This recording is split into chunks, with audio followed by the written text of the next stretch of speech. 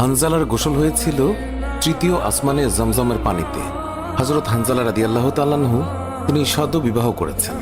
ওই সময় আমাদের প্রিয় নবী সাল্লাল্লাহু আলাইহি ওয়াসাল্লাম সাহাবীদেরকে বললেন, আমার সাহাবায়ে কেরাম, তোমরা উহুদের যুদ্ধের জন্য প্রস্তুতি গ্রহণ করো। রাসূলুল্লাহ সাল্লাল্লাহু আলাইহি ওয়াসাল্লাম হযরত হানজালা রাদিয়াল্লাহু তাআলা আনহুকে বললেন, হানজালা, তোমাকে যুদ্ধে যেতে হবে না। তখন হানজালা রাদিয়াল্লাহু তাআলা আনহু বললেন, ইয়া রাসূলুল্লাহ, আপনি যুদ্ধে যাবেন, কাফেরদের সঙ্গে যুদ্ধ করবেন, আর আমি সেখানে না গিয়ে স্ত্রীর সঙ্গে আমোদ প্রমোদ করব? এটা আমি সহ্য করতে পারবো না, আমাকেও যুদ্ধে নিয়ে চলুন। রাসূলুল্লাহ সাল্লাল্লাহু আলাইহি ওয়াসাল্লাম তখন বললেন, হানজালা, আমি তোমাকে আদেশ দিলাম, তুমি বাড়িতে থাকো, তোমাকে যুদ্ধে যেতে হবে না। হানজালা তখন নবীর আদেশ শুনে কাঁদতে কাঁদতে বাড়ি চলে গেল। আমাদের প্রিয় নবী সাল্লাল্লাহু আলাইহি ওয়াসাল্লাম সাহাবীদেরকে নিয়ে যুদ্ধে চলে গেছেন। এদিকে সাহাবী হানজালা তার স্ত্রীর সঙ্গে রাত কাটানোর পর তার উপর গোসল ফরজ হয়ে গিয়েছে, তাই সে গোসল করতে গেছেন, পানি নিয়ে দাঁড়িয়েও গেছেন। এই সময় মদিনার গলি থেকে কেউ একজন চিৎকার করে বলছিলেন, মদিনার মুসলমানরা, তোমরা কার জন্য জীবিত থাকবে? তোমাদের প্রিয় নবীকে কাফের মুশরিকরা শহীদ করে দিয়েছে। এই কথা যেই মাত্র হানজালার কানে পৌঁছালো, তখনই তিনি পানির বালতি ফেলে দিয়ে তার স্ত্রীর কাছে গেল এবং তার স্ত্রীকে বলল, হে আমার স্ত্রী, তাড়াতাড়ি আমার তলোয়ারটা দাও। যে কাপুরুষরা আমার নবীকে শহীদ করেছে, যে কাফেররা বিশ্বনবী হযরত মুহাম্মদ সাল্লাল্লাহু আলাইহি ওয়াসাল্লামকে হত্যা করেছে, আমি তাদেরকে ছাড়ব না। আজ হয় তারা মরবে, না হয় আমি মরব। যেই দুনিয়ায় নবী নেই, সেই দুনিয়ায় আমি বাঁচতে চাই না। দাও, আমার তলোয়ারটা দাও। তখন হানজালার স্ত্রী বললেন, আপনি আমার নবীর হত্যাকারীকে হত্যা করতে যাচ্ছেন? যান, আমি বাধা দেব না, আমার বাধা দেওয়ার অধিকার নেই। তবে আপনি দয়া করে গোসল করে পবিত্র হয়ে যান, কেননা আপনার উপর গোসল ফরজ হয়ে গিয়েছে। এছাড়াও আপনি যদি উহুদের ময়দানে শহীদ হয়েও যান, আমি কোনো দুঃখ করব না। উত্তরে হানজালা বললেন, না, যদি আমি গোসল করতে চাই, তবে আমার নবীর হত্যাকারীরা কিছু সময়ের জন্য হলেও বেঁচে থাকবে, এটা আমি হতে দিতে পারি না। আমার যেই দুনিয়ায় আমার নবী বেঁচে নেই, ওই দুনিয়ার পানি দিয়ে আমি গোসল করতে পারি না। এই বলে তিনি তলোয়ার নিয়ে চলে গেলেন। উহুদের ময়দানে তিনি অনেক কাফেরকে হত্যা করলেন। একসময় যুদ্ধ করতে করতে তিনি শহীদ হয়ে গেলেন। যুদ্ধ শেষ হয়ে গেলে আল্লাহ রাসূল সাহাবীদেরকে বললেন, হে আমার সাহাবীরা, তোমরা যাও, গিয়ে দেখো আমার যে সকল সাহাবায়ে কেরাম শহীদ হয়েছে তাদের লাশ সংগ্রহ করো এবং তাদেরকে গোসলবিহীন দাফনের ব্যবস্থা করো। সকল শহীদের লাশ এনে এক জায়গায় রাখা হচ্ছে। নবীজি গুনে দেখলেন ৬৮টি লাশ রয়েছে, ২টি লাশ নেই।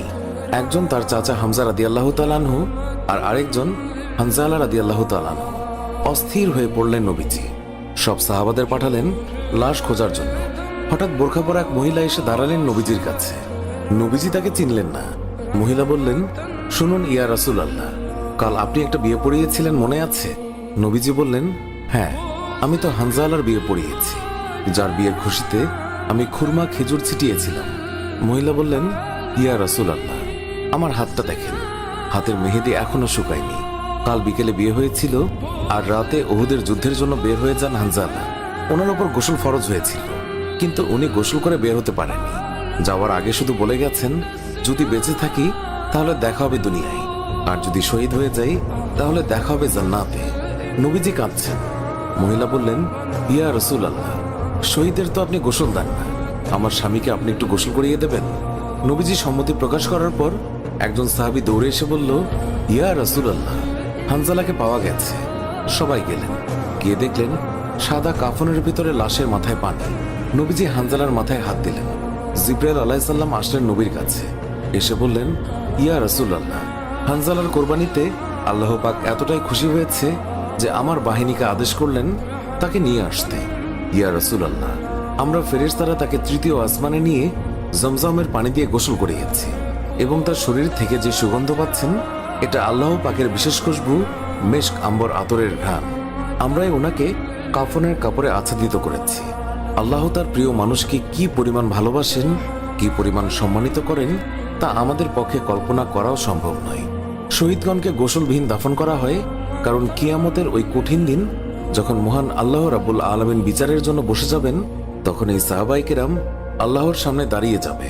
মহান আল্লাহ রাব্বুল আলামিন তাদেরকে জিজ্ঞাসা করবেন, বান্দারা, তোমাদের এই অবস্থা কেন? তারা তখন বলবে, রাব্বুল আলামিন, আপনি তো জানেন আমরা আপনার ওই সকল বান্দা যারা আপনার বিরুদ্ধে যে সকল কাফের মুশরিক কথা বলে তাদেরকে হত্যা করতে গিয়ে শহীদ হয়ে গিয়েছিলাম। আল্লাহ তাআলা বলবেন, ও আমার বান্দারা, তোমরা যারা আমার জন্য তোমাদের জীবনের মায়া ত্যাগ করেছিলে, তার জন্য আমি তোমাদেরকে আজ বিনা হিসাবে জান্নাত দান করলাম। সুবহানাল্লাহ। সুপ্রিয় দর্শক, এর সাথেই শেষ হচ্ছে এখনকার ভিডিওটি ভালো লাগলে লাইক দিন, আপনার প্রিয়জনদের মাঝে শেয়ার করুন। এখনকার মতো বিদায় নিচ্ছি, দেখা হবে নতুন কোনো ভিডিওতে। এতক্ষণ ধরে ভিডিওটি দেখার জন্য অনেক অনেক ধন্যবাদ।